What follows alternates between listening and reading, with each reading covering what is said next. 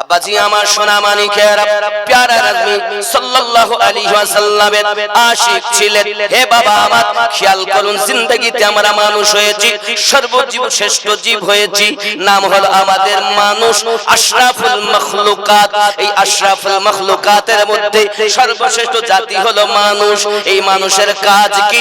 মহান আল্লাহ পাক বলেন, ওয়াজাথা, আমি সৃষ্টি করিনি, তাকে আমি প্রেরণ করেছি আমার ইবাদত করার জন্য। জোরে বলুন সুবহানাল্লাহ। নবী পেয়েছি সর্বশ্রেষ্ঠ, গাইড বুক পেয়েছি আল কোরআন, সেটা হলো সর্বশ্রেষ্ঠ। আব্বাজি আমার, পৃথিবীর জমিনে আমরা জাতি মুসলিম, আমরা হলাম শ্রেষ্ঠ। আমাদের জাতির পিতার নাম ইব্রাহিম খলিলুল্লাহ, তিনি শ্রেষ্ঠ। আব্বা আমার, আমাদের নবী শ্রেষ্ঠ, আমাদের মুযহাব শ্রেষ্ঠ। আমরা যে পীর পেয়েছি, পীর আমাদের শ্রেষ্ঠ। জীবন পেয়েছি আমাদের শ্রেষ্ঠ। আমাদের মুযহাবের নাম হানাফি মুযহাব। কি মুযহাব? হানাফি। এই হানাফি মুযহাবের ইমামের নাম কি? নোমান ইবনে সাবিত, উপাধি ইমামে আযম আবু হানিফা রাদিয়াল্লাহু তাআলা আনহু। জোরে বলে। আজ আপনাদের মাদ্রাসা ইমামে আযম আবু হানিফা মাদ্রাসা, খালি নামে ইমামে আযম বললে হবে না, কামে হতে হবে। তিনি এমন একজন আশিক রাসূল ছিলেন, তিনি এমন একজন আপনার মেধাবী ছাত্রও ছিলেন। এমন ইলমের তাসির তার ছিল বাবা, যার ইলমের তাসির এমন, যার মতো জ্ঞানী আর পাওয়া যায় না বাবা। বন্ধু সোনা মানিকেরা আমার, ইমামে আযম আবু হানিফা হুজুর রাহমাতুল্লাহ আলাইহি মাত্র 8 বছর বয়স, মাদ্রাসায় পড়াশোনা করতে করতে আপনার ঘরের দিকে রওনা দিয়েছেন। প্রতিমধ্যে একজন ইহুদি পাদ্রী মানুষের কাছে আপনাকে না উঠে দাঁড়িয়ে বলতেছেন, এই মানুষেরা, তোমরা যে এক আল্লাহ, এক আল্লাহ পরিচয় দিতেছো, এটা তোমাদের ভুল ধারণা। আল্লাহ আছে কিনা বলো? যদি তোমাদের আল্লাহ থাকে, এখন আল্লাহ কি করতেছে বলো? সাধারণ মানুষ কোনো উত্তর দিতে পারে না। হযরত ইমামে আযম আবু হানিফা হুজুর কেবলা আমার রাস্তা দিয়ে রওনা দিয়েছেন, টুক টুক টুক টুক করে। মানুষের ভিড় দেখে দাঁড়িয়ে গেলেন, সঙ্গে সঙ্গে বলতেছেন, বাবারা এখানে কেন আপনারা দাঁড়িয়ে? হঠাৎ তার মধ্য থেকে একজন বৃদ্ধ মানুষ বলতেছেন, বাবু এখানে একজন ইহুদি পাদ্রী এসেছে, তার বক্তব্য হলো 3টি প্রশ্ন করে, এই প্রশ্নের উত্তর দিতে যদি পারো তাহলে তোমরা ভালো, নইলে খ্রিস্টান ধর্ম গ্রহণ করতে হবে বাবু। তাই আমরা পেরেশান, কেউ তো উত্তর দিতে পারছি না। ইমামে আযম বলতেছেন, বাবা ওই সে ব্যক্তি, একটু আমি যাই না কেন তার কাছে। ভিড়টা ঠেলে সম্মুখে গিয়েছেন চলে। বেটা আমার উপরে আছে বসে। ওই 8 বছরের বালক বলতেছে, কি প্রশ্ন আপনার পাদ্রী সাহেব? পাদ্রী সাহেব বলতেছে, আমার প্রশ্ন হলো 3টি। এই 3টি প্রশ্নের উত্তর যদি দিতে পারো তাহলে ভালো, নইলে খ্রিস্টান ধর্ম গ্রহণ করতে হবে। পাদ্রীর প্রশ্নের উত্তরে ইমামে আযম বলেন, বাবা পাদ্রী সাহেব, আমি 8 বছরের বালক নোমান ইবনে সাবিত আপনার প্রশ্নের উত্তর দেব।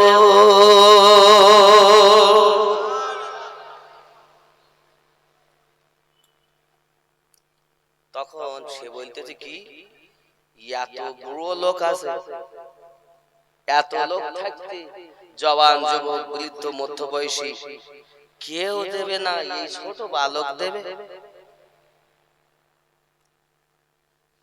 কি হয়েছে পাদ্রী সাহেব? আমরা পাচ্ছি না, আমাদের পক্ষ হয়ে বাচ্চা দেবে, আমরা তাতেই সবাই একমত। বলুন সুবহানাল্লাহ। পাদ্রী, আমার প্রশ্ন কি আমি আপনার উত্তর দিব, তাহলে উত্তর যদি আমায় দিতে হয়, প্রশ্নকারী থাকে নিচে, উত্তর দেবে যে সে হবে উপরে। কিছু নাই, নামতে দেওয়ার হবে। সিংহাসনে আপনি বসলে হবে না, বয়স দেখলে হবে না, ভিতরে মাল দেখতে হবে। ভিতরে মাল দেখতে হবে, বয়স দেখি কি হবে? মানুষের মাঝে এই ছোট্ট বালককে আমার নাক কেটে দেবে, তাই কি সম্ভব নাকি? আমি এখন নিচে যাব আর ওই বেটা এখন আমার সিংহাসন দখল করবে, তাই কি সম্ভাবনা কি? হে ইমামে আজম আবু হানিফা হুজুর কিবলার মাদ্রাসার ছাত্রগণ, ওনার নামে মাদ্রাসায় ওনার নামে মাদ্রাসা, এই মাদ্রাসার ছাত্রগুলো ইমাম আজম ওয়ালা হবে। তার ছোট বয়সে এমন পাওয়ার দেখুন। এখন বাবা পাদ্রী ইহুদি সিংহাসন ছাড়তে হলো, আর আমাদের ইমামে আজম আবু হানিফা রাহমাতুল্লাহ আলাইহি ওই সিংহাসন দখল করে নিলে।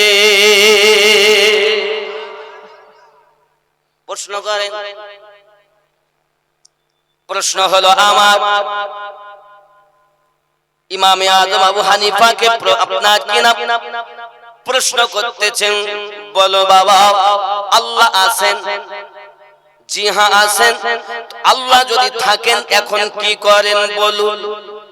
সঙ্গে সঙ্গে ইমামে আজম উত্তর দিচ্ছেন, শুনে নিন, আমার আল্লাহ হক, আল্লাহ আমার ছিলেন, আছেন, থাকবেন।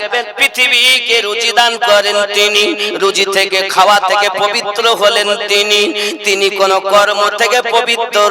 তবে জেনে রেখে দিন আল্লাহ পাক এখন যে কর্মটি করতেছেন সেটি হলো আপনার মতো বয়স্ক পাদ্রীকে সিংহাসন থেকে নিচে নামিয়ে দেন, আর আমার মতো ছোট্ট বালককে সিংহাসনে বসিয়েছে।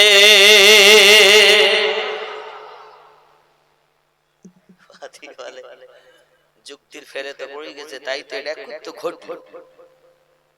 অস্বীকার করি এ তো এক আল্লাহ মানে আল্লাহ ওয়ালা ইসলাম ধর্মাবলম্বী। দুই নাম্বার প্রশ্ন, আল্লাহ পাক এক, জি হ্যাঁ। যদি আল্লাহ এক হন তার আগে কি? সঙ্গে সঙ্গে ইমামে আজম বলেন, বাবা পাদ্রী সাহেব আপনি কি গুনতে পারেন? ইমামে আজম আবু হানিফা হুজুরের কথাটি শুনে পাদ্রী বলছে, এই ছেলে 8 বছর বয়স, একটা সীমারেখা কথা বলা দরকার, আমার কাছে এখন গণনা শুনতে চাই, এখন আমাকে নামটা শোনাতে হবে। বলছে হ্যাঁ পারি, বলো।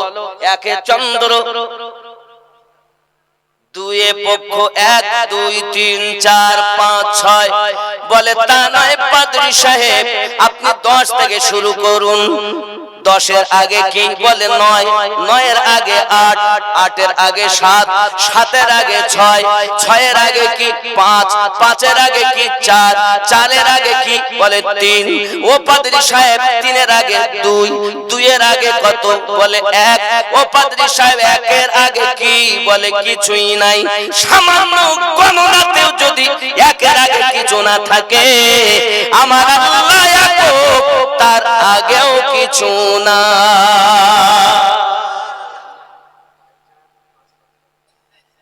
কাইজার মুহাম্মদ কাইজার 5000 টাকা দাতা, আল্লাহ দান কবুল করুন, আল্লাহ দিতে বরকত দিন, তার নেক জায়েজ নিয়তকে পূর্ণ করুন। যদি বলি আল্লাহুম্মা আমিন। ইমামে আজম আবু হানিফা নোমান বিন সাবিত রাদিয়াল্লাহু তাআলা আনহু যখন এমন কথা বললেন, বাপজি আমার, সঙ্গে সঙ্গে সবাই তো মেনে নিয়েছে। পাদ্রী হতভম্ব আশ্চর্যান্বিত হয়ে গেল। দুটি প্রশ্নের উত্তর যথাযথ আমি পেয়েছি, একটি প্রশ্ন আমার বাকি রয়েছে। ওই প্রশ্নটি কি একবার বলুন পাদ্রী সাহেব? প্রশ্নটি হলো এই, বলে দিন আল্লাহ পাক যদি আছেন, আল্লাহ পাকের চেহারা এখন কোন দিকে? আল্লাহর মুখ কোন দিকে? কে বলবে? বলছেন পাদ্রী সাহেব উত্তরটাও আমি দেব। যত রকম জটিল প্রশ্নের উত্তর, যত রকম জটিল প্রশ্ন সমাধান করেছেন তিনি হলেন ইমামে আজম আবু হানিফা। এ বাবা খুব ভালো করে প্লেনের ভিতরে নিন, একদিন ইমামে আজম আবু হানিফা হুজুর রাহমাতুল্লাহ আলাইহির কাছে একজন ব্যক্তি এসে হাজির হয়ে গেছেন, একজন আপনার এসে হাজির হয়ে গেছেন, মহিলা হাতে তার এক গ্লাস পানি, ডাক দিতেছেন, হুজুর আপনার কাছে একটা মশলা জানতে আসলাম। কি মশলা? আমার স্বামী বাড়িতে এসে আমার কাছে পানি চেয়েছেন, পানি দিতে আমার দেরি হয়ে গেল বলে আমার স্বামী আমাকে বলেছেন পানি খাবো না, রাগ করে বললে পানি আমি খাবো না। এ বিবি, পানি যদি রাখিস তোকে তালাক, যদি পানি তুই পান করিস তাও তালাক, যদি ফেলে দিস তবু তুই তালাক, কাউকে যদি খেতে দিস তবু তুই তালাক। হুজুর এখন পানির গ্লাস আমার হাতে, বড় বিপদে বাঁচা।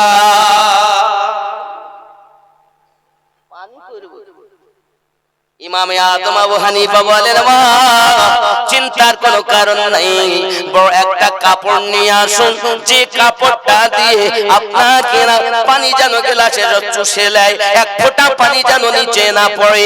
মা জননী ওই পানিটা যখন কাপড় চুষে নেবে, ওই কাপড়টাকে রৌদ্রতে মেলে দেবেন, রৌদ্রতে কাপড়টা শুকিয়ে যাবে, জীবনের মতো তালাকের হাত থেকে বেঁচে যাবে। জোরে দেন না, নারে তাকবীর দিচ্ছেন, খুব ভালো, জোরে দিন না, নারে তাকবীর বলে চুপ থাকতে, আমি বুঝতে পারছি আমি কোথায় না। সত্যি কি আমি নবী পাকের আশিকদের কাছে এসেছি? তাহলে এরকম হচ্ছে শুধু নারে তাকবীর, নারে রিসালাত হচ্ছে না। আব্বা আমার, আমি জানি না, যারাই করুক, আমি বারবার বলছি, কোরআন মাজিদ সূরা আল ইমরান আয়াত নাম্বার 31 আল্লাহ পাক বলেন, বিসমিল্লাহির রহমানির রহিম, কুল ইন কুনতুম তুহিব্বুনাল্লাহ ফাত্তাবিউনি ইউহিব্বুকুমুল্লাহ ওয়া ইয়াগফিরু লাকুম যুনুবাকুম ওয়াল্লাহু গফুরুর রহিম। হাবিব আপনি বলে দিন, যদি কেউ আমি আল্লাহকে ভালোবাসতে চায়, ফাত্তাবিউনি অনুসরণ, ইত্তেবা অনুকরণ যেন আপনার করে। আয় আমার রব, যদি আমরা নবীর অনুকরণ অনুসরণ ইত্তেবা করি, আপনি কি দিবেন? রব্বে কারীম বলেন, ইউহিব্বুকুমুল্লাহ, আমি আল্লাহ তাকে ভালোবাসবো। আল্লাহ আর কিছু দিবেন? হ্যাঁ দিব, ওয়া ইয়াগফিরু লাকুম যুনুবাকুম, আমি আল্লাহ পাক তার জীবনের গুনাহ maaf করে দেব। আর কি দিবেন? আল্লাহু গফুরুর রহিম, আমি আল্লাহ তার প্রতি দয়া রহমত নাজিল করতেই থাকবো। জোরে বলেন। এই জন্য আমি বলি, বালায়ে টাল দেতা হে মোহাম্মদ নাম ऐसा है, बलाए टाल देता है मोहम्मद नाम ऐसा है, मुसीबत से बचाता है मोहम्मद नाम ऐसा है, बलाए टाल देता है मोहम्मद नाम ऐसा है। जोरे बोलूं, मोहब्बत से हर एक सुन्नी अंगूठा चूम लेते हैं, ज़ुबां पे जब भी आता है मोहम्मद नाम ऐसा है, मुसीबत से बचाता है मोहम्मद नाम ऐसा है, बलाए टाल देता है मोहम्मद नाम ऐसा है। जुड़े होवे, बिना इस नाम के कलमा मुकम्मल हो नहीं सकता, बिना इस नाम के कलमा मुकम्मल हो नहीं सकता, हमें मोमिन बनाता है मोहम्मद नाम ऐसा है, हमें मोमिन बनाता है मोहम्मद नाम ऐसा है, बिना इस नाम के कलमा मुकम्मल हो नहीं सकता, हमें मोमिन बनाता है मोहम्मद नाम ऐसा है, बलाए टाल देता है मोहम्मद नाम ऐसा है। জোরে হবে। जिसे सुनते ही हर एक सुन्नी आशिक अहमद रजा का दिल खुशी से झूम जाता है, मोहम्मद नाम ऐसा है, खुशी से झूम जाता है, मोहम्मद नाम ऐसा है, मुसीबत से बचाता है, मोहम्मद नाम ऐसा है। जुरे हवे उतर कर कार में जिब्रील भी एक गुनगुनाते हैं, उतर कर कार में जिब्रील भी एक गुनगुनाते हैं। हा हा हीरा भी जगमगाता है, मोहम्मद नाम ऐसा है, बलाए टाल देता है, मोहम्मद नाम ऐसा है। अल्लाहुम्मा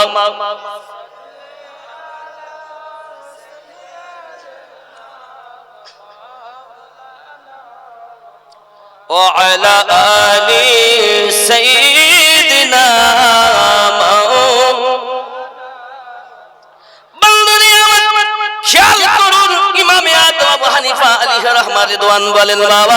আপনার 3 নাম্বার প্রশ্ন হলো এটাও যে আল্লাহ পাক আল্লাহ তাআলার চেহারা এখন কোন দিকে, তাই যদি আপনি জানতে চান একটি মোমবাতি কিনে আনুন।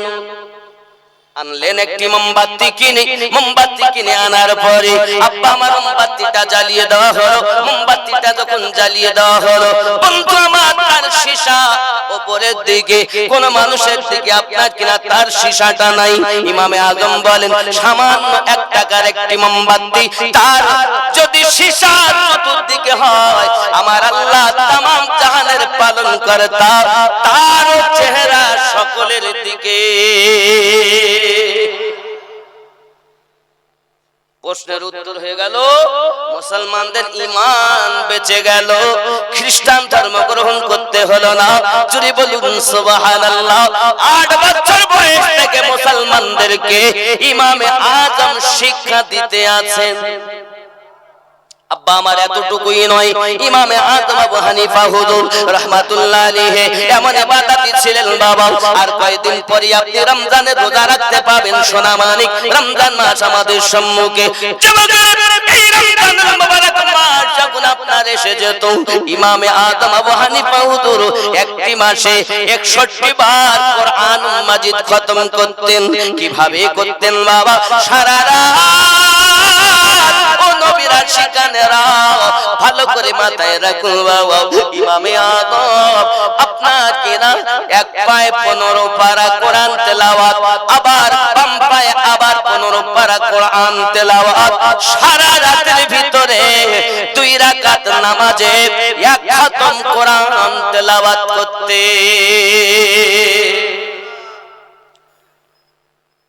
সকাল থেকে সন্ধ্যা 1 খতম, 30 দিনে 60 খতম।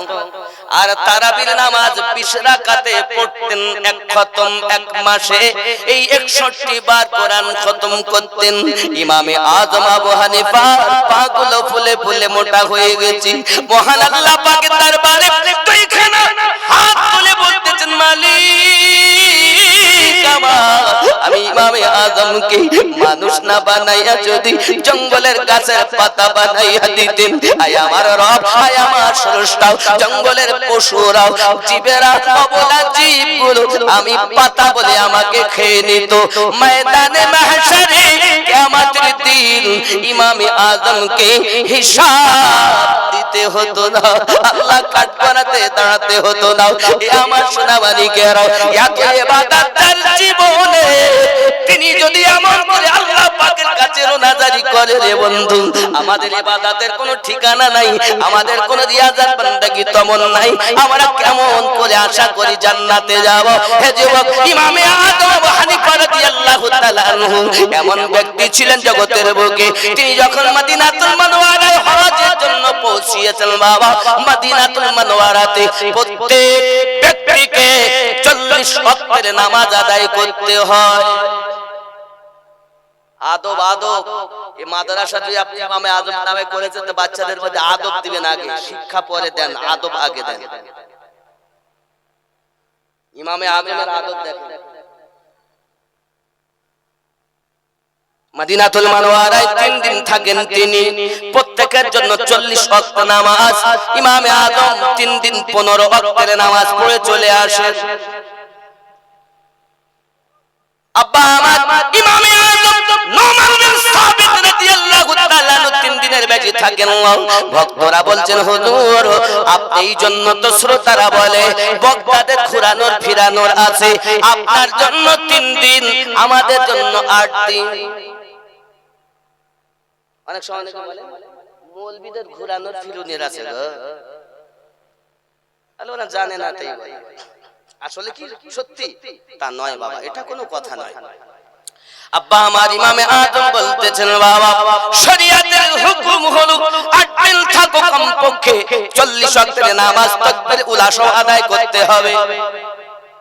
মসজিদ নববীতে তাকবীর উলা সহ 40 ওয়াক্তের নামাজ 8 দিনে 40 ওয়াক্ত। তারপর আপনি 12 দিন 14 দিন 15 দিন 20 দিন যতদিন পারেন আপনি থাকুন, কমপক্ষে 8 দিন আপনাকে থাকতেই হবে, এটা হলো বিধান।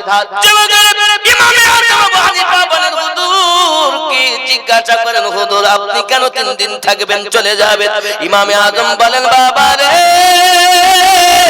আমি ইমামে আজম 3 দিন পর্যন্ত পেশাব না করে পায়খানা না করে থাকতে পারি রে বাবা। 3 দিন পার হয়ে গেলে আমি ইমামে আজমের পেশাব করার প্রয়োজন হয়, পায়খানা করার প্রয়োজন হয়। আমি ইমামে আজম চিন্তা করি যে দেশে আমার রাসূলুল্লাহ শুয়ে রয়েছেন, যে দেশে আমার দয়াল নবী ঘুরে বেড়িয়েছেন, আমি ইমামে আজম নগণ্য গোলাম আমি কেমন করে ওই দেশে পেশাব পায়খানা করি? বাবা রে 3 দিন পার হয়ে গেলে আমি ইমামে আজম মদিনা ত্যাগ করি অন্য শহরে চলে গিয়ে পেশাব পায়খানা গুলো করি। বাবা ইমামে আজম বলেন বাবা গো তোমাদের জন্য হলো ফতোয়া, আর আমি ইমাম আজম যেটা করি সেটা হলো তাকওয়া।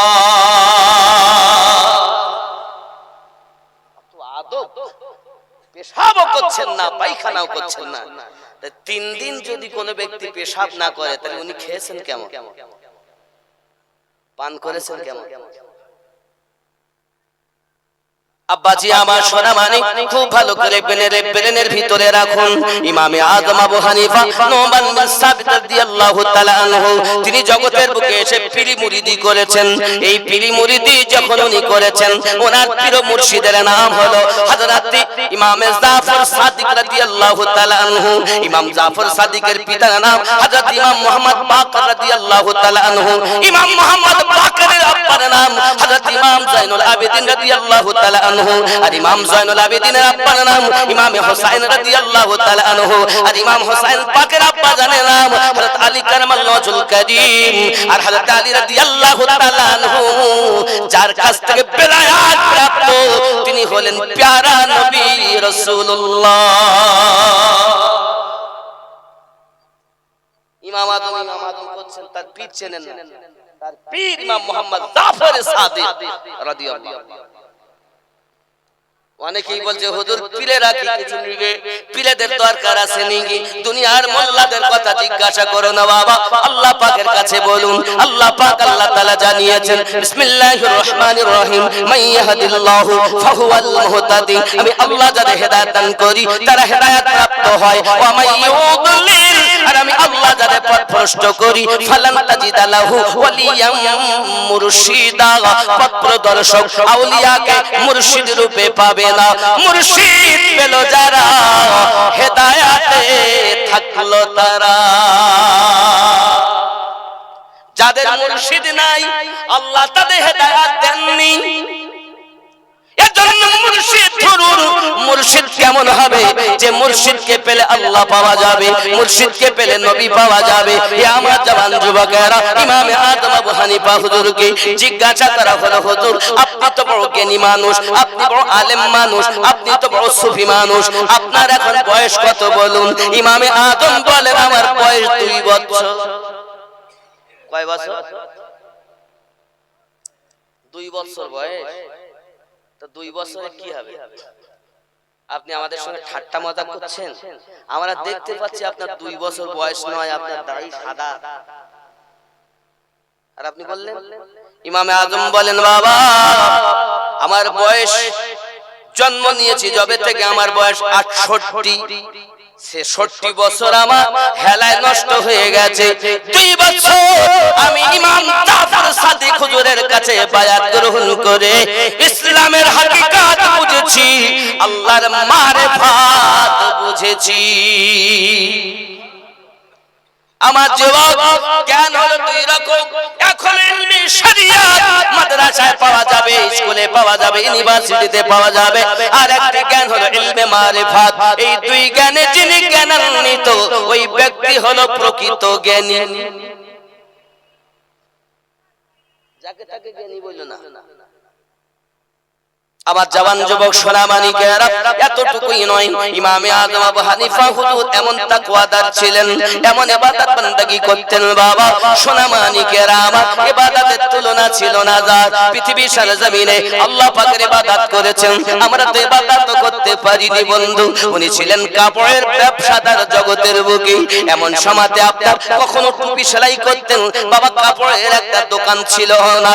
এমন সময় কর্মচারীকে ডাক দিয়ে বলছেন, বাবা কর্মচারী রে, আয় বাবা কাপড়গুলো হিসাব করে লে, আয় বাবা আমার ক্যাশ বাক্সের টাকাগুলো গুনে লে। ক্যাশ বাক্সের টাকা এবং আপনার কিনা কাপড়গুলো হিসাব করে করে সব কর্মচারীকে বুঝিয়ে দিই। উনি বলছেন বাবা একটা কাপড়, একটা করে 2টি কাপড়, এক জায়গা করে 2 জায়গায় বিধা রয়েছে। বিধা বলে বিধা, বিধা খাম খাম, আমাদের দিকে বলে নালি থোড়, ওই দিনাজপুরের দিকে শুনেছি এটাকে বলে উভান, আর আপনারা বলছেন খাম।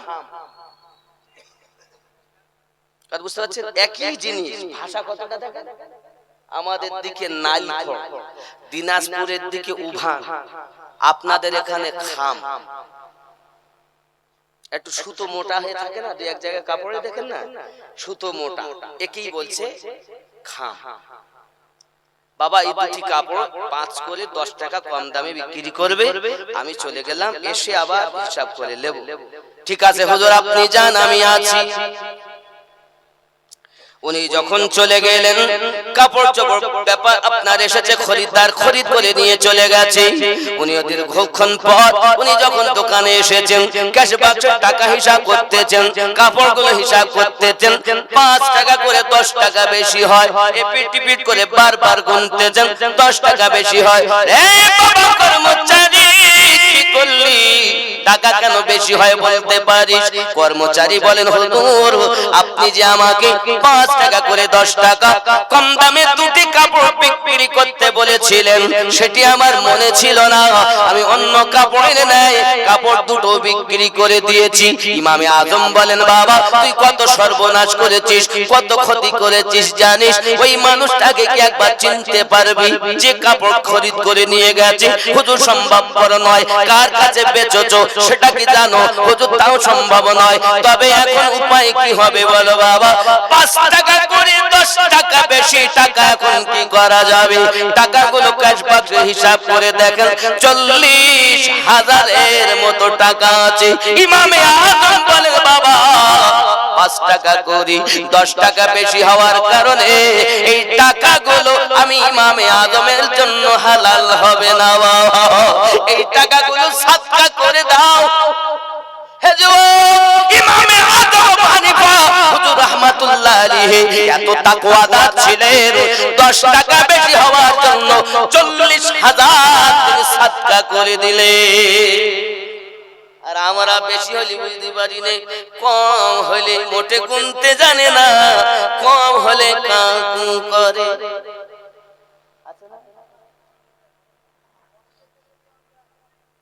জি এরকম ভাব আছে না নাই?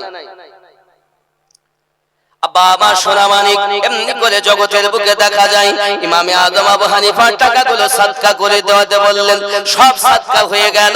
একজন ব্যক্তি কাপড় দুটো সাথে করে নিয়ে এসেছে, ইমামে আজমের কাছে নিয়ে এসেছেন। ইমামে আজম আবু হানিফা, হুজুর আপনি কাপড় দুটো ফেরত নিন আর আমার টাকাগুলো ঘুরিয়ে দিন। ইমামে আজম বলেন, বাবা কাপড় ফেরত দাও কেন বাবা, নিয়ে গেলে ফেরত এসেছো কেন? ডাক দিয়ে বলছেন, হুজুর এক জায়গায় করে দুই জায়গায় কাপড়ে খাম থাকার কারণে আমার বিবি কাপড় দুটি পছন্দ করিনি, তাই আপনার কাছে আমি নিয়ে এসেছি। কাপড় দুটো ফেরত নেন আর আমার টাকা ফেরত দেন। ইমামে আজম সঙ্গে সঙ্গে চোখের পানি ফেলে কান্না শুরু করে দিয়েছেন, টুকরে টুকরে কাঁদতেছে। বাবা তুমি টাকা ফেরত দিতে চাচ্ছ, কাপড় ফেরত দিতে চাচ্ছ, কি এটাই হলো অপরাধ? কাপড়ে দুটি জায়গায় কাটা রয়েছে, দুটি জায়গায় খাম রয়েছে। ইমামে আজমের কান্না দেখে কাপড় ফেরত নিয়েছেন তিনি, লাফ মেরে উঠে বলছেন, হুজুর আমার টাকা ফেরত দিতে হবে না, আমার কাপড়গুলো নিতে হবে না, আমি বাড়ি চলে যাচ্ছি, দয়া করে কান্না বন্ধ করে দিন। ইমামে আজম বলেন, বাবা আমি তোমার টাকা ফেরত দেওয়ার জন্য, কাপড় ঘুরিয়ে নেওয়ার জন্য কাঁদি না, আমি কাঁদি কেন জানো বাবা? এক জায়গায় করি দুই জায়গায় কাপড়ে খাম থাকার কারণে বিবি পছন্দ করিনি। কাল হাসরের ময়দানে আমার আল্লাহ পাক যদি ডেকে বলেন, ইমামে আজম রে তোর আমলনামায় বহু জায়গাতে খাম রয়েছে রে ইমামে আজম, হে ইমামে আজম তোর গতি আমার কাছে জাহান্নাম, আমি তোকে কাপড় ফেরত, কাপড় নেওয়ার জন্য, টাকা ঘুরিয়ে দেওয়ার জন্য কাঁদি নাও। আমি ইমামে আজম হাসরের মাঠে আমার নিজের আমলনামার চিন্তায় কাঁদি। এই আমলনামা ভালো আছে? খাম নাই তো, সুদ খায়, মদ পান করে, নবীর দিওয়ানা, সব খাম। যদি খাম হয় এখনো সময় আছে তওবা করো। তিনি এমন তাকওয়াদার যার নামে মাদ্রাসা। আল্লাহ কবুল করুন, জোরে বলি আমিন, আরো জোরে আল্লাহুম্মা আমিন। আব্বাজি আমার সোনা মানিকেরা, আমরা মোজা পেয়েছি বড় শ্রেষ্ঠ, ওনার ইন্তেকালের পরও তিনি মাজারে জিন্দা, জোরে কোন সুবহানাল্লাহ। বিশ্বাস হয়? হে বাবাজি আমার খেয়াল করুন, ইমামে আজমের কাছে খাজা খিজির এসে শিক্ষা গ্রহণ করতেন। বাবা ইমামে আজম যখন ইন্তেকাল করলেন, এই হযরতে খাজা খিজির আল্লাহ পাকের দরবারে ফরিয়াদ করেন, এখন আমার উপায় কি হবে? ইলম তো আধুরা রয়ে গেল। আল্লাহ পাক বলেন, খিজির আমার ইমামে আজমের রওজার উপরে যাইয়া তুমি তোমার সবকগুলো বলবে, আর আমার ইমামে আজম মাজার থেকে তোমার প্রশ্নের উত্তর দেবে, তোমার ইনকমপ্লিট গুলো কমপ্লিট করে দেবে।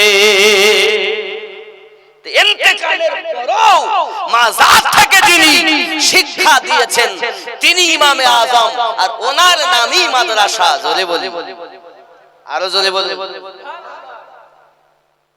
আব্বা আমার সোনা মানিকেরা, প্যারা রাসূল সাল্লাল্লাহু আলাইহি ওয়াসাল্লামের মুহাব্বত করে, উলফত করে, ইশক করে যারা দুনিয়া থেকে বিদায় নিয়েছেন তাদের ইহ জগতে লাভ, পর জগতেও লাভ।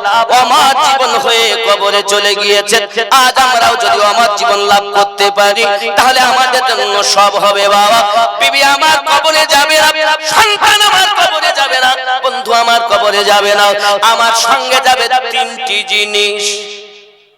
কয়টা? এক নাম্বার যাবে আমার আসবাবপত্র, মালমাতা। দুই নাম্বার যাবে আমার বন্ধু বান্ধব, আত্মীয় স্বজন। তিন নাম্বার যাবে আমার আমলনামা। দুইটা ফিরে আসবে আর একটা সঙ্গে যাবে। কয়টা সঙ্গে যাবে? কোনটা সেটা? ভালো হলেও যাবে, খারাপ হলে যাবে না, মনে হয় না খারাপ হয়ে যাবে? খারাপ ভালো যাহা আছে সবই সঙ্গে যাবে। এখন আমরা যদি কবরে যাই কি উপায়? হে বন্ধুরা খেয়াল করুন, প্যারা রাসূল সাল্লাল্লাহু আলাইহি ওয়াসাল্লাম সাহাবায়ে কেরাম রিদওয়ানুল্লাহি তাআলা আলাইহিম আজমাইনগণকে নিয়ে ও বক্তব্য রাখছেন আর বলতেছেন, ও আমার সাহাবায়ে কেরাম জেনে রাখো প্রত্যেক ব্যক্তিকে কবরের ভিতরে চাপ দেওয়া হবে, প্রত্যেক ব্যক্তিকে কবরে চাপ দেবে, ঈমানদারকেও চাপ দেবে, বেঈমানও কবরে চাপ দেবে। সঙ্গে সঙ্গে সাহাবায়ে কেরাম রুনাদারি শুরু করেছেন আর একটা প্রশ্ন করতেছেন,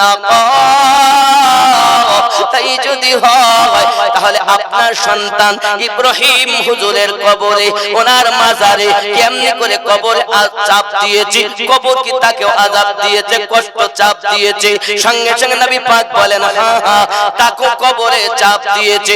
তবে জেনে রাখো ও সাহাবায়ে কেরাম, ঈমানদারের চাপের ভাব হলো আলাদা, বেঈমানের চাপের ভাব হলো আলাদা। আমার আপনার নবী পাক বলেন, চাপ হলো এমন, মা জননী যখন সন্তানগুলোকে দুধ পান করায়, এই দুধ পান করাতে গিয়ে আদর করে মা সন্তানকে বুকে চেপে ধরে, ঠিক আল্লাহর নেক বান্দা বান্দি যখন কবরে যাবে, কবর তখন তাকে চাপ দেবে, সোহাগ ভরা আদর করে চাপ দেবে। আর বেঈমানের জন্য এমন হবে, ডাইনের হাড্ডি বামে, বামের হাড্ডি সামনে, সব কবরটা সংকীর্ণ হয়ে যাবে, একে অপরের ভিতরে প্রবেশ করবে। জেনে রাখো সবাই, কবরের মধ্যে তিন্নিন নামে 99টি সাপ কবরে দেওয়া হবে।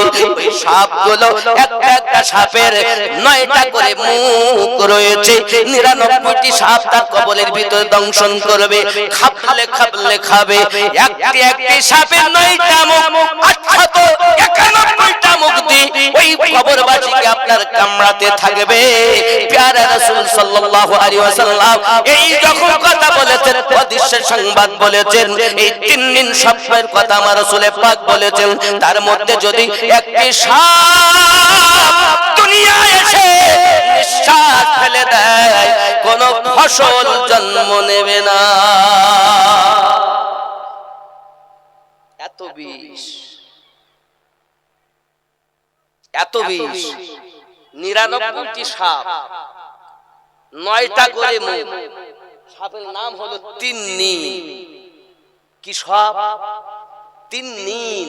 নবী পাক বলেন এটার প্রতি ঈমান আনা ওয়াজিব। এটা হলো রাসূল পাকের ইলমে গায়েবের খবর। জোরে বলুন, আরো জোরে বলুন। আব্বাজি আমার সোনা মানিক, খুব ভালো করে বুঝুন, তাহলে ওই সাপ যদি আমাদের কামড় মারে কি হবে? কয়টা সাপ? 99টা। একটা সাপের মুখ কটা? 9টা। রাসূলুল্লাহ বলেন 99, তাহলে 99কে যোগ করে 891টা মুখ। জাহান ওই মৃত ব্যক্তির কবরে কামড়াবে কাকে? যারা কুফরি করে কবরে যাবে, গুনাহ করে কবরে যাবে। বন্ধু থাকবে না, কোন আত্মীয় থাকবে না। আব্বা, ওই কবরের আযাব থেকে যদি বাঁচতে চান, মনে করবেন না যে আমি এসেছি আর আমার কবরে যেতে হবে না। ও গো আমার কবর ভাঙা মাটি,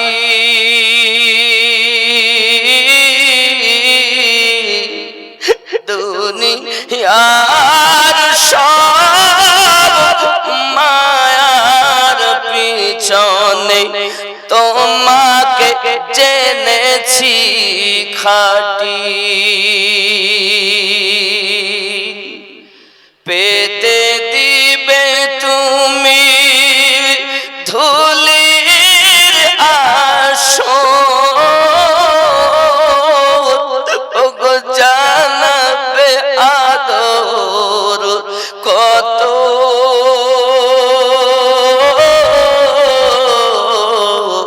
তোমারি বুকে শুয়ে পড়িব চির জনমের মতো, রবে না সেদিন পিতার আদর, মায়ের স্নেহের চুম,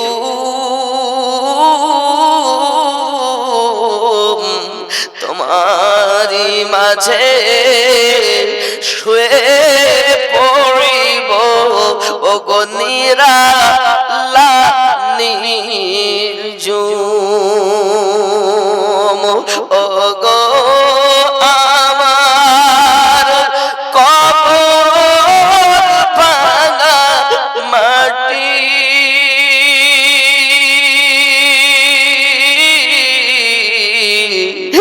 দুনিয়ার সব মায়ার পিছনে তোমাকে জেনেছি খাঁটি।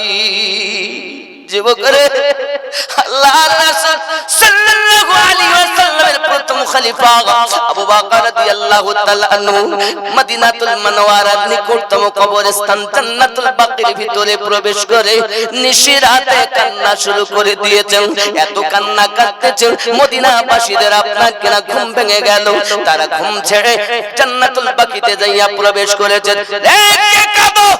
এত রাতের ভিতরে কে কাঁদছো? কবরস্থানে প্রবেশ করে আব্বাজি আমার আবু বকর রাদিয়াল্লাহু তাআলা আনহুর চোখের পানি ঝরতেছে।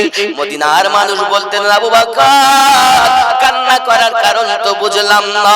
আল্লাহর হাবিব সাল্লাল্লাহু আলাইহি ওয়াসাল্লামকে জান্নাতের সার্টিফিকেট আপনাকে এক নম্বরে দিয়েছেন, আর আপনি কেন গোরস্থানের ভিতরে ঢুকে কান্না করতেছেন?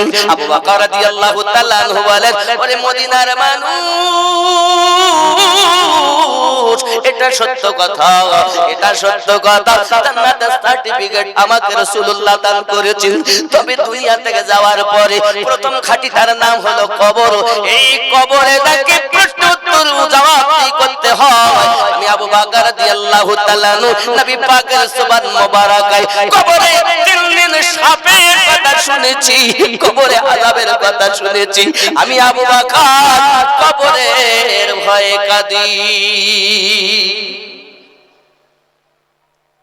ও বাবা, আমল তো কিছুই নাই, আমরা কি সার্টিফিকেট পেয়েছি? কাঁদুন, বেশি বেশি করে কাঁদুন। কবরে আমাদেরকে প্রত্যেককে শুইতে হবে যুবক। ওই কবরে আপনার আমাকে আমলনামা দিতে হবে। একজন ফেরেশতা এসে আমাদের উদিত করবেন আর বলবেন, লেখো কি লিখবো, যাহা তুমি করেছো দুনিয়াতে লেখো। খাতা আমার কাছে নাই, কলম আমার কাছে নাই। সঙ্গে সঙ্গে ফেরেশতা বলবেন, তোমার কাফনটাকে তুমি খাতা বানাইয়া নাও, তোমার হাতের আঙ্গুলকে কলম বানাইয়া নাও, তোমার আর গালের থুতুকে কালি বানাইয়া নাও। যত কাজ করেছো তুমি লেখো। এখন আমি বাবা জালসা দিয়েছিলাম বহারান মাদ্রাসায়, আমি জালসায় সহযোগিতা 5000 করেছি, 1000 করেছি, নামাজ পড়েছি, রোজা রেখেছি, হজ করেছি, বস্ত্রহীনকে বস্ত্র দিয়েছি, ক্ষুধার্তকে খানা খাইয়েছি, রমজানের রোজা রেখেছি, যাকাত প্রদান করেছি। লেখা হয়ে গেল, সমস্ত কিছু লিখে দিয়েছে। ফেরেশতা কাফনটাকে টান দিবে, আবার লেখো দুনিয়া কত মন্দ কাজ করেছো। আব্বা আমার, আমি তখন লিখতে চাইবো না, বলো তুমি মন্দ কাজ করোনি। ভয়ে বলবে না আমি করিনি। সত্যি তুমি করোনি? হাত দিয়ে সুদের টাকা নিয়েছো? না আমি নেইনি। অমুক দিন অমুক সময় অমুক লোকের কাছ থেকে সুদের টাকা লেনদেন করেছো, টিকিট কেটেছো। এখানকার ছেলেরা টিকিট কাটে না, খুব কাটে না? কাটে না। হাত দিয়ে টিকিট কেটেছো বলে আমি কাটি। আব্বা সঙ্গে সঙ্গে আমার জবান বন্ধ হয়ে যাবে। হাত কথা বলবে, চক্ষু কথা বলবে, পা কথা বলবে, কান কথা বলবে। সাক্ষীগুলো ভালো না খারাপ? কথা বলেন না। এ কার হাত?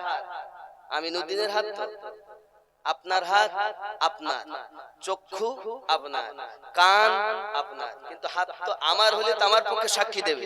তো কবরে গিয়ে বলছেন, আয় আমার রব, আমি টিকিট কাটতে চাইনি, আমি নদী নামাজ দাঁড়াতে অমুক জায়গায় অমুক জায়গায় টিকিট কেটেছি, আয় আমার রব আমি সুদের টাকা লেনদেন করতে চাইনি, আমি মেম্বারের মেয়ের সঙ্গে আপনার কুকর্ম লিপ্ত হওয়ার জন্য রাতে হাত ধরে তাকে আপনার কিনা নির্জনতায় নিয়ে গিয়েছিলাম, আমি নিয়ে যেতে চাইনি, আমিনউদ্দিন জোর করে নিয়ে গিয়েছে, আল্লাহ আমি হাত তার সাক্ষী, চক্ষু বলে আল্লাহ আমার দ্বারাই দেখেছে, জবান আপনার কিনা জবান বন্ধ, কান কথা বলবে আল্লাহ আমার দ্বারাতে তার কথা শুনেছে।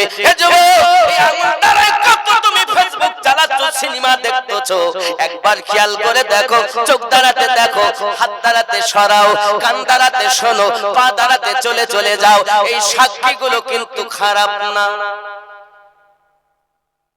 সাক্ষীগুলো ভালো না, অস্বীকার করা যাবে?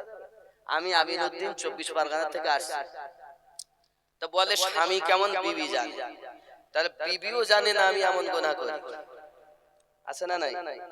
মানুষের কাছে লুকিয়ে গুনাহ করি আমরা। যুবক আমার হাত যদি আমার হয়, হাত দ্বারাতে আল্লাহ বলাতে হবে, চক্ষু দ্বারাতে আল্লাহ বলাতে হবে, কান দ্বারাতে আল্লাহ বলাতে হবে, পা দ্বারাতে আল্লাহ বলাতে হবে। যদি আপনার অঙ্গ প্রত্যঙ্গকে আপনার গোলাম বানাতে পারেন, তখন মদিনাওয়ালা বহরান জমিনে এসে দিদার দেবে। কত সাল নবী পাবো? হ্যাঁ পা কত লোক গেল মুখে শুধু নবী নবী করল, মুখে বললে কাজ নাই। নবী আসেন, ডাক শুনেন, কোথায় আছেন? জানের থেকে সূরা আহজাব আয়াত নাম্বার 6, রব্বে কারীম বলেন বিসমিল্লাহির রহমানির রহিম, আন-নাবিয়্যু আওলা বিল মুমিনিনা মিন আনফুসিহিম, প্রত্যেক মুমিনের জানের থেকে আরো নিকটে নবী রয়েছেন। এখন মুমিন হবে যারা, নিকটে মানবে তারা, আর মুমিন হবে না যারা, মদিনাতে নবীকে মানে তারা। নামাজ যখন পড়ে তখন বলে আসসালামু আলাইকা আইয়ুহান নবিয়্যু, এই নবীর উপরে দরুদ ও সালাম। আর নামাজ থেকে বাইরে এসে বলে আমি বহরানের মাটিতে, নবী মদিনার জমিনে। তাহলে কথার সঙ্গে কাজের মিল। ওই ব্যক্তি মুমিন নয়, যেই বলল নবী মদিনায়, ওর কথায় সে মুমিন হতে পারিনি। কারণ আল্লাহ পাক বলেছেন মুমিন হবে যারা জীবনের থেকে নিকটে নবীকে বিশ্বাস করে তারা। বলুন না, আমাদের নবী মদিনায় না আমাদের কাছে? নবী ডাকলে শোনেন, আমাদেরকে দেখেন। যদি মনে করেন দেখেন আল্লাহ ক্ষমতা দিয়েছেন, আল্লাহ দেখছেন নিজ ক্ষমতায়, আর নবী দেখতেছেন আল্লাহ পাকের প্রদত্ত ক্ষমতায়, এর নাম ঈমান। আর আপনি যদি মনে করেন নবী দেখেন না, তা আপনার ঈমান নেই। আব্বা আমাদের এইগুলোকে আগে ঠিক করতে হবে, মদিনাওয়ালাকে দিলে বসাতে হবে, তাহলে না জীবনের থেকে বেশি রাসূলুল্লাহকে মুহাব্বত করতে হবে। ঠিক কি না বাবা?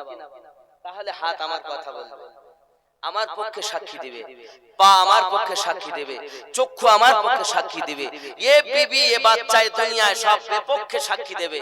কিন্তু হাতও যদি বিপক্ষে দেয়, তো আমার মানব জীবনটাই বেকার। যদি আপনি আপনার অঙ্গকে নিজের গোলাম বানাতে চান, আল্লাহ ওয়ালাদের দ্বারস্থ হয়ে যান। আব্বা আমার কেউ আছেন আহারের সরজমিনে, কেউ আছেন বেলিলি শরীফের সরজমিনে, কেউ মাহারারা শরীফের সরজমিনে। এক কথায় আল্লাহ ওয়ালাদের কাছে চলে যান, যারা স্পেশালিস্ট ডক্টর, তাদের কাছে আমাদেরকে যেতে হবে। ইহ জগতে লাভ, পর জগতে লাভ হবে। কথা বুঝতেছেন? দুনিয়ায় কেউ কারো নয়, সব আপন আপন স্বার্থে ভালোবাসে। আর নবী পাক আমাদেরকে বিনা স্বার্থে মোহাব্বত করেন। জোরে বলি আল্লাহুম্মা, আরো জোরে ইয়া রাসূলুল্লাহ। ও গো চাঁদ তুমি বলে দাও আমার নবীজি কোথায়? আরো জোরে ও গো চাঁদ তুমি বলে দাও আমার নবীজি কোথায় কোথায় গেলে পাবো নবীকে পাক নবীজির রওজায় ও গো চাঁদ তুমি বলে দাও আমার নবীজি কোথায় জোরে হবে আপনাদের আওয়াজ কমে গেল একটু জোরে ইয়া রাসূলুল্লাহ আরো জোরে ইয়া রাসূলুল্লাহ কারা মায়েরা তাই আপনারা মাশাআল্লাহ মাশাআল্লাহ দেখেন আমার আম্মারা ৯৯৪০ টাকা নাকি আম্মারাই দিয়েছেন বাবা ২৭,০০০ এসেছে হ্যাঁ এর আগে এসেছে আর এবার আলো ৯৯৪০ তাহলে আমার আম্মারও অনেক দিয়েছে আল্লাহ মায়েদেরকে আবিদা জাহিদা নেককারিনী বানিয়ে দিন আল্লাহ আমার মায়েদেরকে নেক জায়েজ নিয়তকে কবুল করুন জোরে বলি আমিন আরো জোরে আল্লাহুম্মা আমিন নারে তাকবীর বহরানের মাটির জমিনের আওয়াজ এমন হওয়া তো উচিত না মোহাব্বতে হবে নারে তাকবীর আপনারা কি মায়ের সন্তান না গাছের থেকে পড়েছেন না মায়ের মাধ্যমে এসেছে মায়ের জন্য মায়েদের জন্য তাকবীর নারে তাকবীর মনে হচ্ছে সব মায়ের সন্তান মোহাব্বতে আল্লাহ রাসূল বলেন মায়ের দিকে মায়ের নজরে তাকালে কবুল হজের সওয়াব নামায়ে আমলে দান করা হয় আরো জোরে বলুন নারে তাকবীর নারে তাকবীর নারে রিসালাত নারে রিসালাত নারে তাকবীর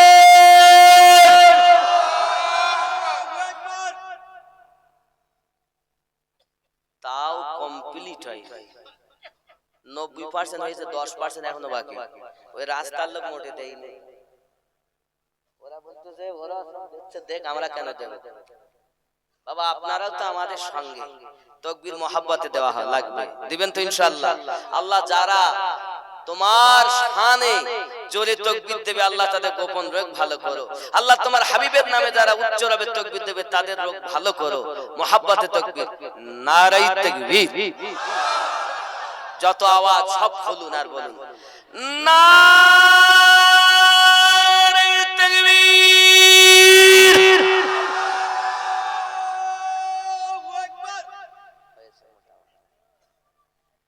নারে রিসালাত এই দেখেন আশিকে রাসূলের আওয়াজ মোহাব্বত বহরানের মাটিতে জালসা হচ্ছে আজ বোঝা যাচ্ছে মাশাআল্লাহ আল্লাহ কবুল করুন আমার আম্মা জানদেরকে আরো বেশি বেশি দান করার তৌফিক দান করুন আল্লাহ আমার আম্মা জানদেরকে আবিদা জাহিদা নেককারিনী বানিয়ে দিন জননী মায়েদেরকে আল্লাহ নেক সন্তান প্রসব করার তৌফিক দান করুন আরো জোরে বলি আল্লাহুম্মা আমিন আজকের এই মাহফিলে তিনটি বাচ্চার দাস্তারে কিরাত হবে কোন মায়ের সৎ সন্তান কোন বাপের সৎপুত্র আল্লাহ আপনি সকল পিতা ও মাতাকে আপনার দরবারে কবুল করে নিন জোরে বলি আমিন আরো জোরে আল্লাহুম্মা আমিন আমার জননী মায়েরা পৃথিবীর জমিনে আল্লাহ পাকের এই ইসলাম ধর্মের জন্য রাসূলে পাকের মায়াতে জীবন যারা স্বর্গ করেছেন নবীকে সব থেকে বেশি মোহাব্বত করেছেন সামান্যতা আপনি টাকা দিয়েছেন আল্লাহর হাবিবের মোহাব্বতে নিজের সন্তানকে কুরবান করেছেন ইসলাম ইতিহাসে অনেক আশিকান আল্লাহর হাবিবের এমন গুজরে গেছে একদা হযরত বেলাল রাদিয়াল্লাহু তাআলা আনহু মসজিদ নববীর কাছে এসে এলান করে দিলেন পিটিয়ে দিলেন যুদ্ধের ময়দানে কারা সব শামিল হন নববী মসজিদের সম্মুখে হাজির হয়ে যান আব্বাজি আমার সোনা মানিকের হাবশি বেলাল রাদিয়াল্লাহু তাআলা আনহুর এই আওয়াজটা যখন একজন মায়ের কর্ণগোচর হয়েছে, মায়ের একটি ছোট্ট সন্তান বাচ্চাটি আপনার নাবালেগ বাচ্চা, ওই বাচ্চাটাকে মা আপনার কিনা আদর করে বুঝায় আর বলে বাবা আমি তোমাকে নবী পাকের দরবারে নিয়ে যেতে চাই। হাবশি বেলাল রাদিয়াল্লাহু তাআলা আনহু এই যে পিটুনা এলান শুনেছেন, ও বাবাজি আমার বলো তুমি কি যেতে চাইবে? মা জননীর কান্না বাচ্চাটার সম্মুখে, মা জননীর কান্না দেখে বেটা বলে আম্মা এত কান্না কেন? আয় আমার বেটা, আমার কান্না একটি মাত্র দুঃখে বিগত বছর তোমার পিতা জিহাদের মাঠে দাঁড়িয়ে শহীদ হয়ে গেছে, আমি শহীদের বিবি হতে পেরেছি রে বাবা, কিন্তু শহীদের মা হতে পারিনি, কারণ আমার উপযুক্ত বাচ্চা নাই যে আমি যুদ্ধের ময়দানে পাঠাবো।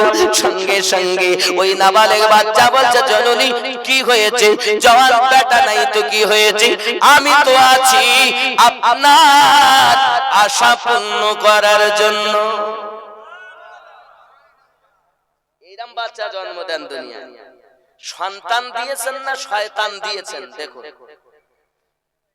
যদি শয়তান হয় ওই বাচ্চার জন্য কবরে আযাব, আর যদি সন্তান হয় ওই বাচ্চার জন্য কবরে শান্তি।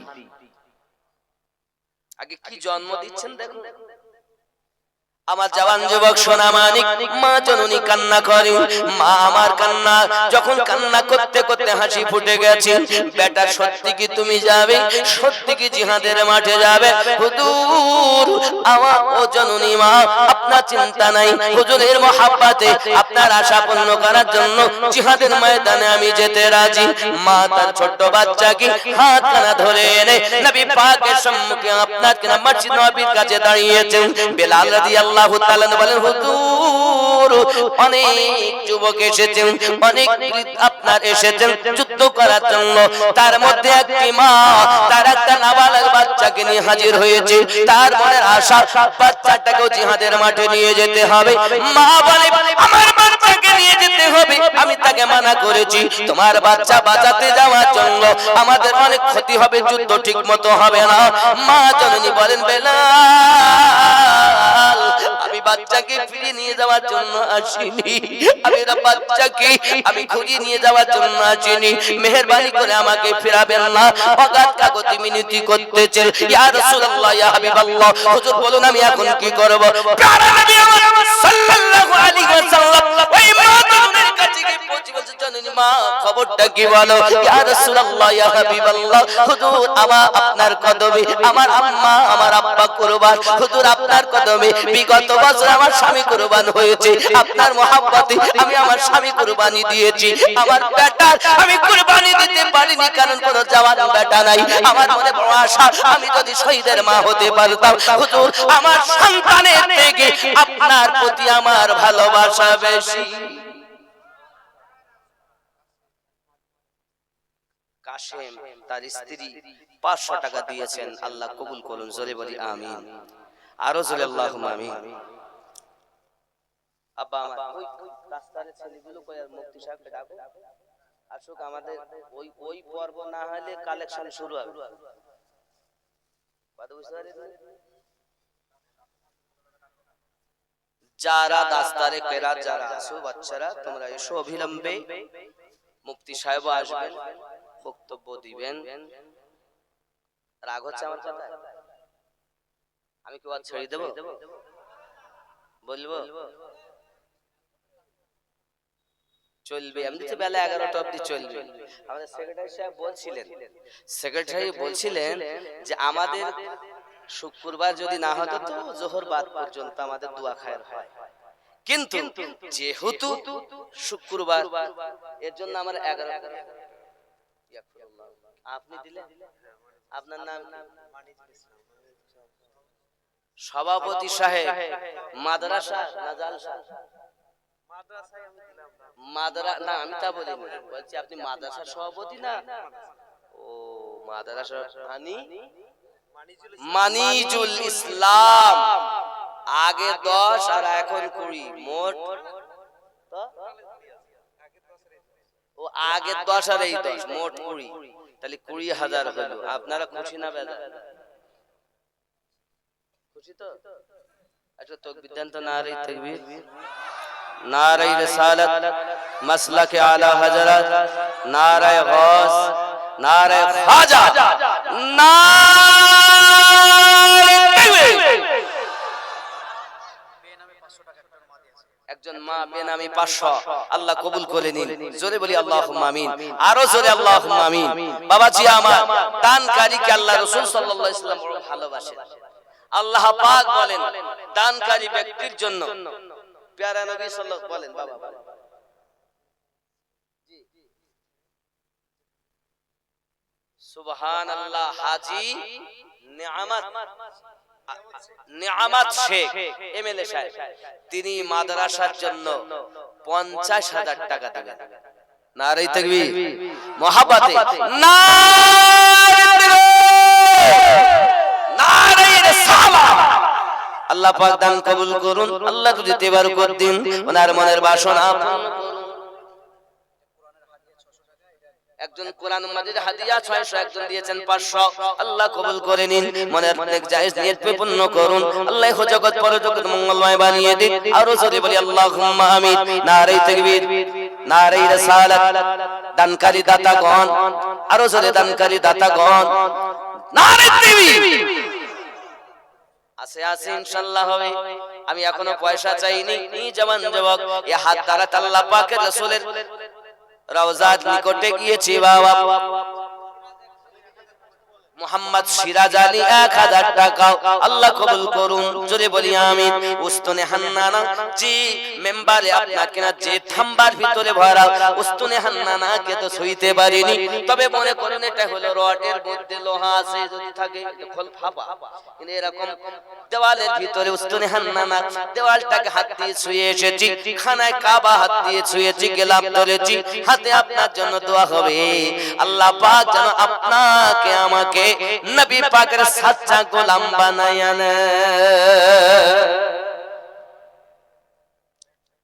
মানে কোন জায়গায় যদি আল্লাহ আপনাকে কখনো মদিনায় নিয়ে যায়, যাবেন তো রিয়াজুল জান্নাতে, যখন তো অ্যাপসের মাধ্যমে এখন ঢুকতে হয়, তো রিয়াজুল জান্নাত থেকে বার হওয়ার সময় দুটো থাম্বা আছে, তো বাম হাতের যে থাম্বাটা মোটা, এই থাম্বার মধ্যে উস্তুনে হান্নানা খেজুরে সেই কাঠ ভরা, যে আমার নবীর মহব্বতে কাঁদতেছিলেন। জোরে বলে, এটা খেয়াল রাখবেন।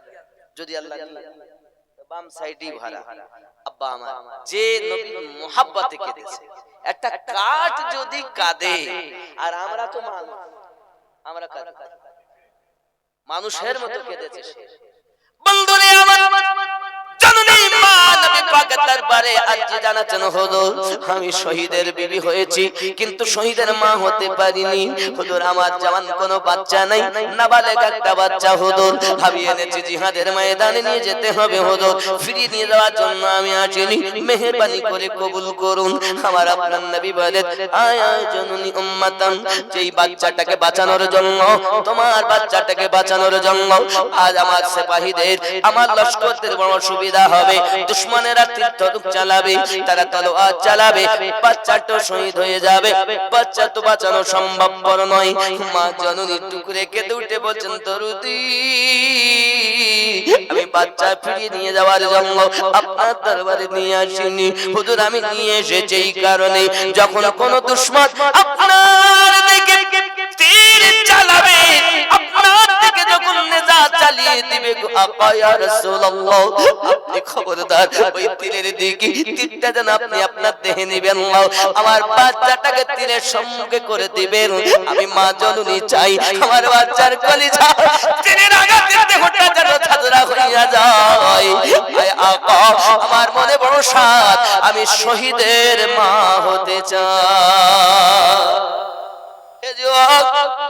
মা কেমন গো দুনিয়ায় প্যারা রাসূলের কদমে সন্তান কুরবানি করে দেয় বাবা, আর আমরা পৃথিবীর জমিনে সন্তানটাকে শিক্ষা দিতে চাই না ঠিকভাবে।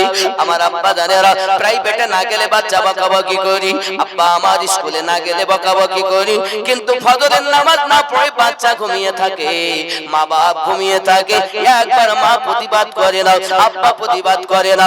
বাবা আমার নিজের সন্তান যদি মানুষের মতো মানুষ করতে চান, নিজে আগে আমল শুরু করে দেন।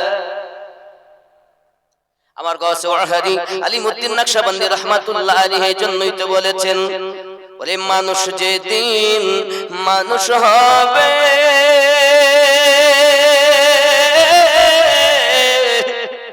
মানুষ সেদিন আল্লাহ পাবে রে, নইলে পশু হইয়া মারা যাবে, ইহা কোরআন শোনা যায়। দয়াল খোদা তুমি কে জানবে তোমার পরিচয়, মানুষ কোলে জন্ম নিয়ে জানি না মানুষ হয় কোথায়, কে জানাবে তোমার পরিচয়। আল্লাহুম্মা সাল্লি আলা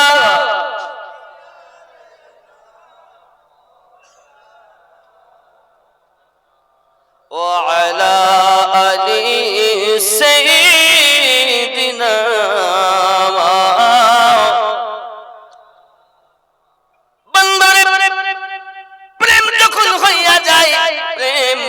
তার ভাব কিন্তু আলাদা হয়ে যায়। আব্বা আমার জওয়ান যুবকেরা, প্রেমিকের ব্যাপারটাই কিছু আলাদা। প্রেম অন্তরে যাদের একবার গেঁথে যাবে, জীবন দিবে কিন্তু প্রেম ছাড়বে না বাবা। এর নাম হলো ইশকে রাসূল, এর নাম হলো ইশকে আপনাকে ভালোবাসা। আব্বাজি আমার সোনা মানিকেরা খুব ভালো করে বুঝুন, প্যারা নবী নূরুন আলা নূর নবী সাল্লাল্লাহু আলাইহি ওয়াসাল্লাম মক্কার জমিনে রব্বে কারীমের কালাম আল্লাহ শরীফ তেলাওয়াত করছেন বাবা। এই তেলাওয়াত করা দুশমনরা পর্যন্ত আপনার তেলাওয়াত শুনতে আসতো বাবা। আবু জাহেলের মতো দুশমন নবী পাকের তেলাওয়াত শুনে সারা রাত মুগ্ধ হয়ে থাকতো। আবু জাহেলের বিবিরা তেলাওয়াত শুনে মুগ্ধ হয়ে থাকতো, দুশমনের দল তেলাওয়াত শুনে মুগ্ধ হয়ে থাকতো। যুবক, কিতাবের ভিতরে আসতেছে প্যারা নবী সাল্লাল্লাহু আলাইহি ওয়াসাল্লামের তেলাওয়াত এত সুন্দর, দুশমনদের কলিজা হিলে যেত। কিতাবের ভিতরে আছে বন্ধু, একটি বালক আমার দয়াল নবী পাক সাল্লাল্লাহু আলাইহি ওয়াসাল্লাম আপনার কিনা তার মোহাব্বতে পড়ে গেছে। বালক বাপ কিন্তু নবী পাকের দুশমন, সন্তান কিন্তু নবী পাকের আশিক।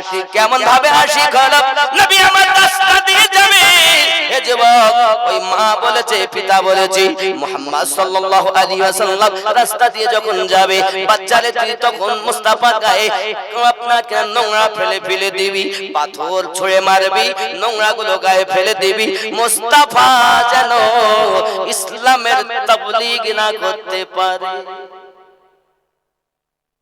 যুবক আমার, মায়ের কথা বাপের কথা শুনে সন্তানটি আপনার রাস্তায় দাঁড়িয়ে আছে। আমার দয়াল রাসূল ওই রাস্তা দিয়ে আপনার কিনা রওনা দিয়েছেন।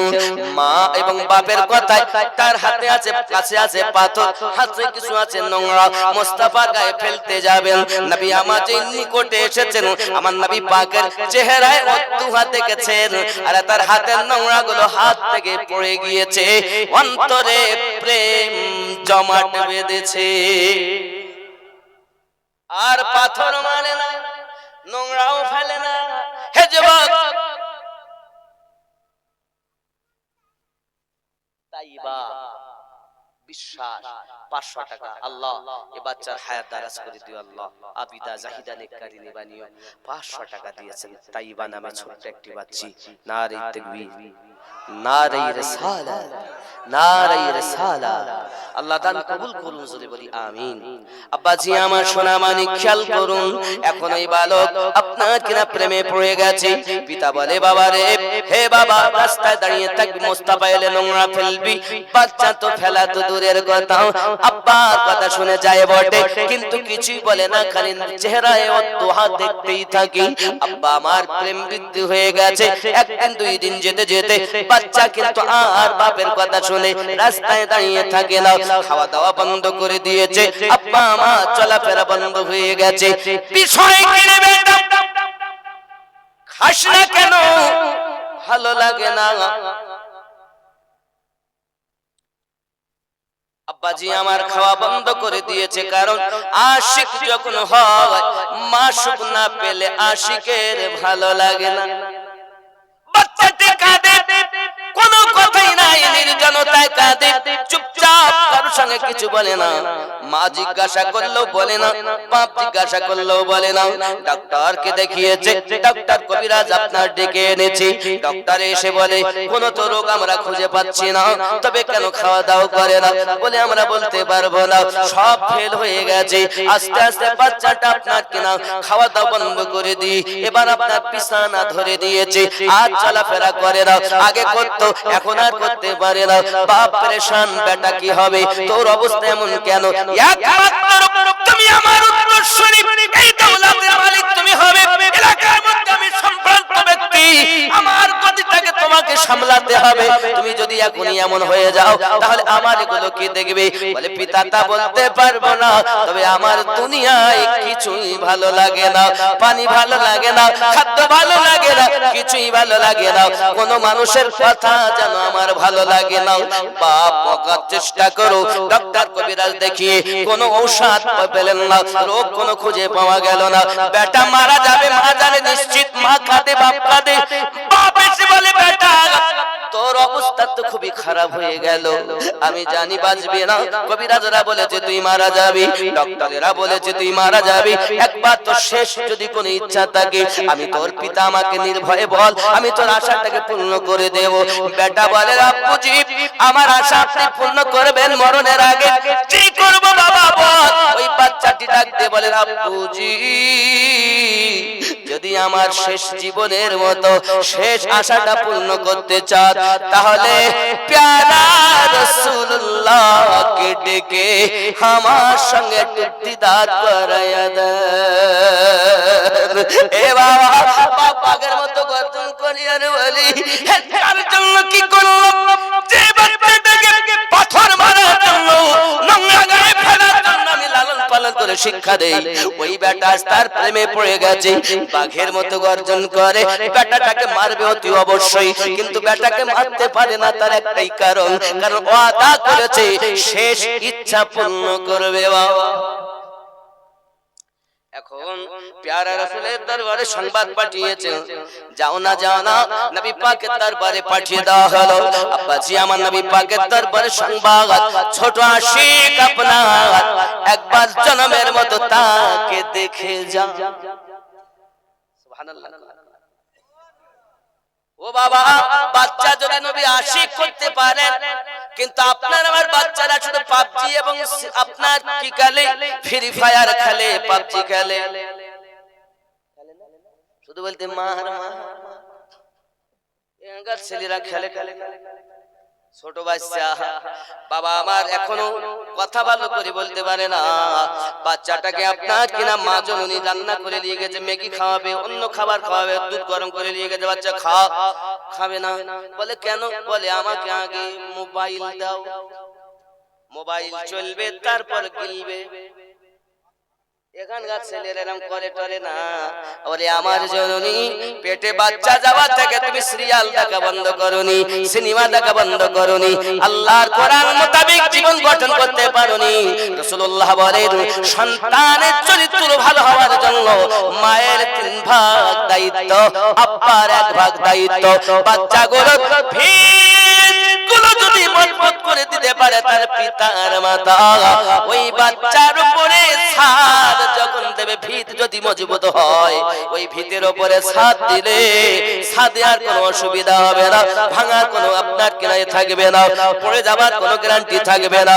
আর ভিত যদি হয় দুর্বল, টিনের ঘর করতে হবে, ছাদ দেওয়া যাবে না। আপনি মনে করতেছেন আমি ভিত ভালো করেছি, দেখা যাচ্ছে নরমাল সিনেমাখোর, টিকিটখোর, সুদখোর, মদখোর, গাঁজাখোর, নাফরমান সন্তান নাই, শয়তান জন্ম দিয়েছে।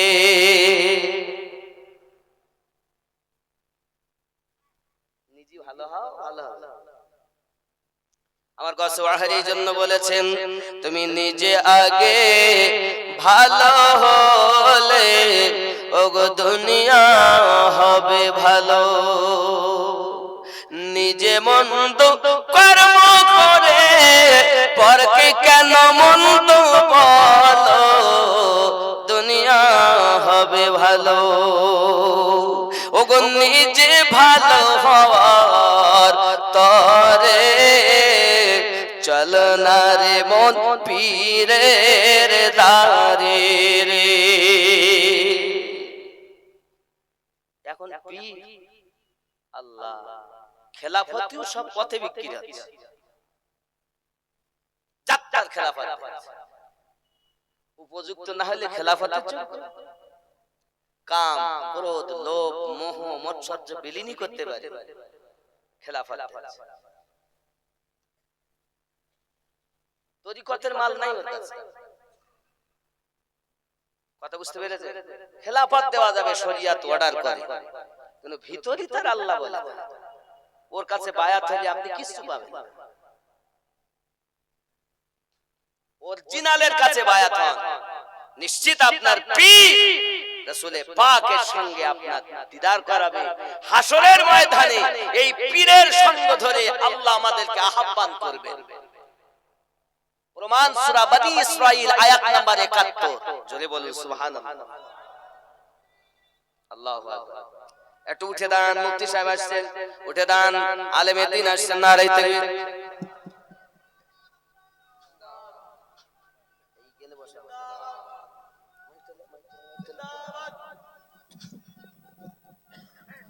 জিন্দাবাদ হাসান হাসান নারে তাকবীর নারে রিসালাত মাসলাকে আলা হযরত হযরতুল আল্লাহ মাওলানা মুফতি আমজাদ হোসেন সাহেব কিবলা। নারে তাকবীর আর জোরে নারে রিসালাত নারে হায়দারি। এদিকে বসুন, আমি এদিকে আইদাই করতে পারবো, আপনি এখানে না, এখানে আসেন, আপনি এখানে আসেন, আপনার কাজ আছে।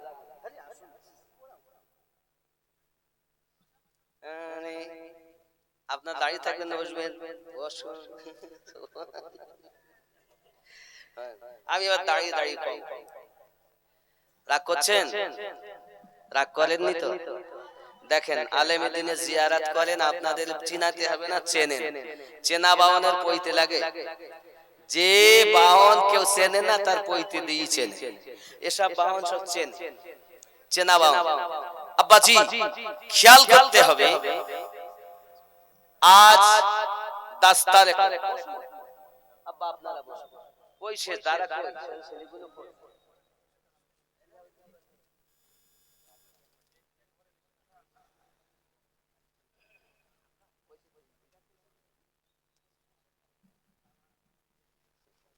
এ দেখেন